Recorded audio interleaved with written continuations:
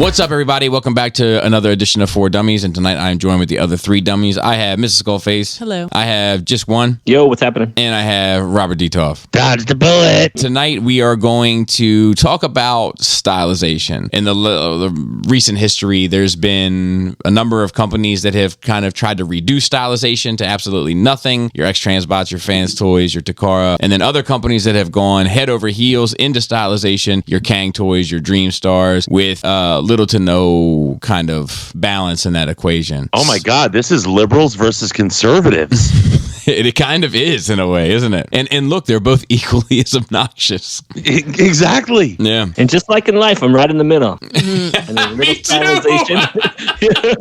I do have to say one thing, though, to start out. I feel like the fans of the simplistic plain style, because that is a type of stylization. I didn't even think about that. Whenever I hear stylized, I think of hyper stylized away from the D, like base material. But the truer you go to it, the more that's another way of doing it. It's on the spectrum. Yeah. So it's on the other end of it. Yeah. You know, you have extremely stringent, vocal, vociferous supporters of that. I don't see the same thing for the opposite. I don't either. But there has to be some sort of support there, right? Because like Kang Toys is making it, and the further Kang Toys has kind of moved along, the further from the source material it has become. Well, they're not the only people on that in that game. No, agreed. But I'm just saying, I would also put Iron Factory there. And I would put Flame Toys. I think back to like Generation Toy, you know, when they were kind of like, and who made Feral Rex? Mastermind Creations, right? Yep. Wasn't that MMC? Yep. Those things were, I think, the right amount of stylized, and then I think they just naturally went away because of scale and then this Toon aesthetic. And I think that opened the door for these people to have, because like that's the standard, right? You get this Toon aesthetic now, MP scaled, and so now anything else is just like a niche. It is, but it gets the Toon aesthetic chasing it. It does get boring because you have like, because it's gone too far. Well, not only has it gone too far, but now you have 3 companies trying to make the same looking thing. Whereas like on the stylized end, maybe all 3 go too far outside of your wheelhouse. Do you know what I mean? Where you're like, I'm not interested in any of these 3 because they've gone too far outside of my comfort zone.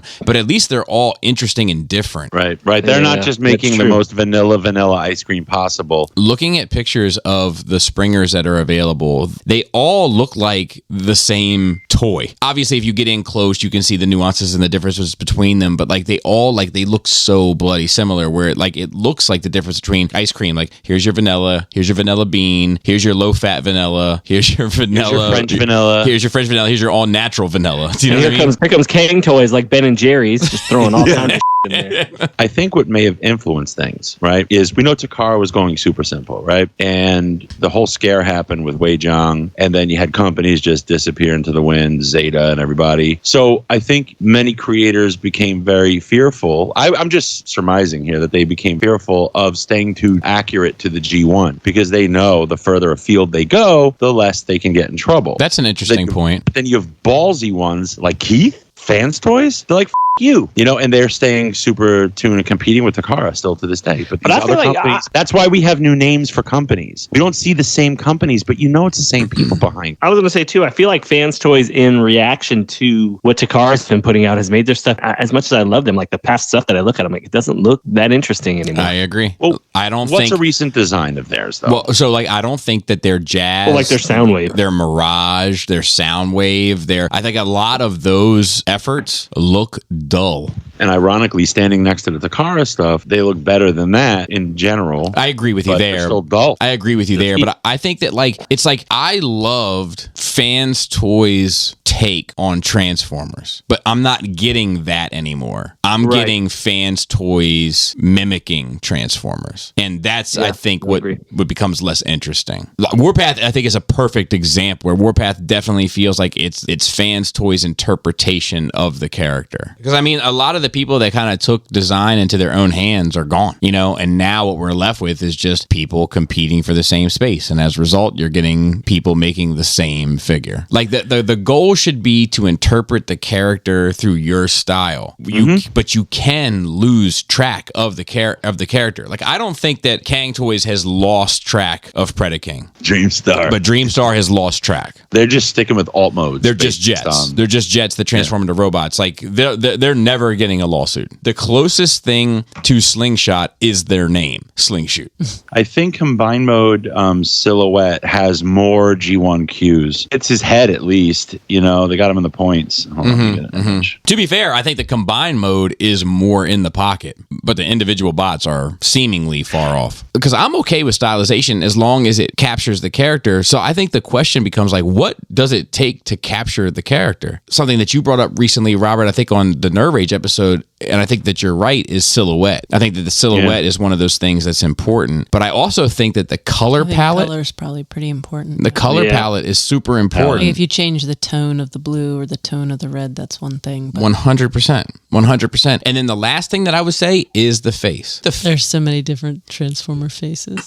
Well, like the shape of the helmet and the shape of the general, like whether it has a faceplate or whether it has a visor versus eyes or little things like that. Like there's certain things about the head, so to speak, the silhouette and the color palette that tie you into it. And within that, I think that there's wiggle room. I think that if you go too Toon, you can end up losing your soul. But if you go too stylized, you can end up losing the character. You lose the soul of the character. Yeah, maybe that's it. I think that this Slingshoot has a ton of soul in it. It doesn't ever feel like Slingshot. If like I didn't know that figure and you gave that figure to me and I didn't transform it, I was just there to manipulate it. And you told me, look, this is a company, they're doing stylized aerial bots. You could have literally told me any one of the 5 and I would have said, oh, okay, that makes sense. It's super stylized. I don't think it looks any more like Slingshot in robot mode than it does look like Air Raid. Transform Element or whatever they're calling themselves, Deformation Space, I think is probably the best example of it. Like their Starscream, their Mirage, and their Blaster, they all went super simple, super G1, super cartoon accurate, and they all feel completely soulless. And they're good. They're not bad. They're just trying to emulate that model. And as a result, it just looks like they took like that model and made a 3D version of it. And that's what a lot of people want. I want a little bit of flavor. I want a little bit of spice and seasoning on it. But I mean, then you've got companies like Iron Factory. They've started out of the gates stylized, right? They're like, oh, this is IDW stylized. But then they're like, now what we really want to do is a super specific type of style that just really takes it into another ballpark. Yeah. We're doing samurais. And I think that conceptually is cool, but I think it also shows what happens when you have no grid work to follow, when you're totally on your own. Because like I'm not overly impressed with any of it, any of the samurai stuff. No. If you're going to go that far afield, you better execute like an expert. Yeah. It needs to be a mic drop of assembly, design, engineering. Don't let people criticize it and associate maybe bad tolerances or kibble with your concept.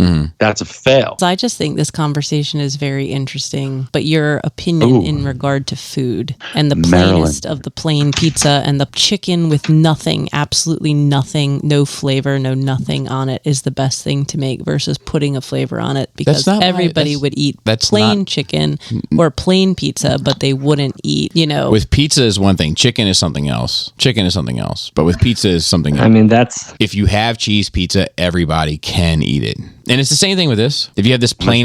That's everybody can consume it, but and I think the stylized but companies, that's the thing is I'm not looking for the supreme pizza with the onions and the peppers and the olives and the meats and the onions and the pepperonis and the sausages and all of it on one pizza. No, I'm looking for a pizza with a little pepperoni on it. Right. I think you could argue you could stylize. Look at a basic cheese pizza versus like a brick oven cheese pizza that's like still a cheese pizza, but it's stylized, and basil or whatever. Right. I think that some people are looking like how many basic G1 Megatrons are Optimus or Soundwave or you know what I mean? Like how many plain pizzas can you buy it's like a permanent pizza before you want something that's a little bit different? I agree, but and it is riskier because I want it a little bit different.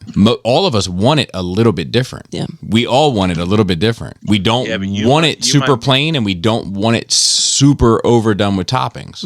And truthfully, like even all cheese, like Jis was kind of saying, like it's okay even if they're all cheese pizzas, but not all cheese pizzas are the same. Not in Maryland, but these folks are really 100% trying to make the same exact cheese pizza. Yeah, because that's what most people will buy. I think right, because people are going to be less likely to buy the brick oven pizza with the fresh you are with the fresh mozzarella and like the fresh tomatoes and that kind of thing. That's not entirely true. That was very accusatory. Did you hear that? No, I don't. No, I'm not being accusatory. I'm just saying, I would argue that is a specialty pizza, not a cold margarita. But it's a specialty pizza, but it's not the same thing as saying a pizza with 10,000 ingredients on it. It's not the same thing because I won't eat that, but I will eat the specialty cheese pizza. But that's what I'm asking for. Right. Here is the specialty cheese pizza. Just give me the character where I know what it is. I can see sauce, bread, cheese, but it has your interpretation of it. I'm not arguing with you in regard to what you're looking for. I'm just arguing as to why there might be a whole lot of really plain pizzas and why there might be more like super specialty pizza. Sometimes I want. You know what I want right now though, for real? Some pizza. Short cables. Long cables. Robert's collection. A map of Beckway. I'm going to say a cheese pizza.